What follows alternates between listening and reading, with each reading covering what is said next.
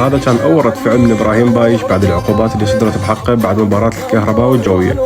شوف الفيديو وخلينا نشوف وراها شنو اللي صار بالمباراة.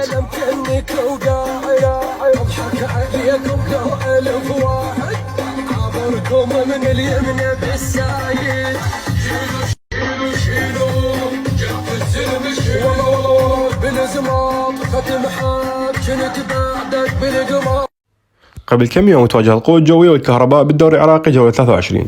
اللعبة انتهت 3-2 لكهرباء. الحكم مهند قاسم طرد لاعب الكهرباء دقيقة 30 وكان طرد مستحق، ورجع ألغى هدف صحيح لهم حسب استوديو العراقية الرياضية، ورغم هذا فازوا الكهرباء بهدف بالدقائق الأخيرة. ورا ما انتهت اللعبة دخل حمادي أحمد عضو الهيئة الإدارية للقوة الجوية معصب وراد يضرب الحكم مهند قاسم، بس القوات الأمنية منعوه وبلش سب وشتم على الحكم. وراها فات إبراهيم بايش هم معصب يريد يضرب الحكم، ما خلى يوصل زملائه والقوات الأمنية وهم بلش سب وشتم على الحكم. وراها جمهور الجوية كسروا كراسي الملعب الشعب وشمروها على الحكام والقوات الأمنية.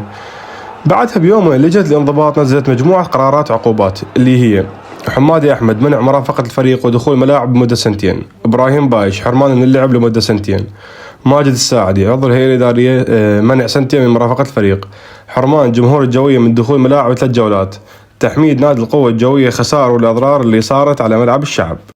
الحكم مهند قاسم ورا ما خلصت اللعبة راح أقام دعوة بالمحكمة على حمادي وبايش.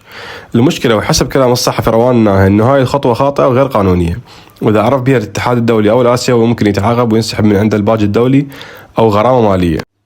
بعد ما صدرت العقوبات ضياء سمير أبو برير رئيس رابطة جماهير القوة الجوية نزل بيان يطالب به إدارة النادي بالانسحاب من الدوري، تنظيم مظاهرة واعتصام مفتوح حتى إقالة الاتحاد، وطلب تدخل وزير الدفاع شخصيا.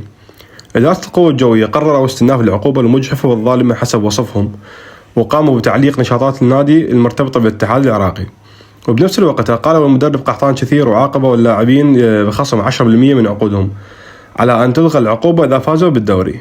بالنهاية العقوبة هي قابلة للاستئناف، ما راح أعتقد راح تطبق لأن راح تدخل بها وساطات وعمك وخالك، وبالنهاية يصير صلح وتراضي، وأما تتخفف العقوبة أو تنشال نهائيا فيما لا.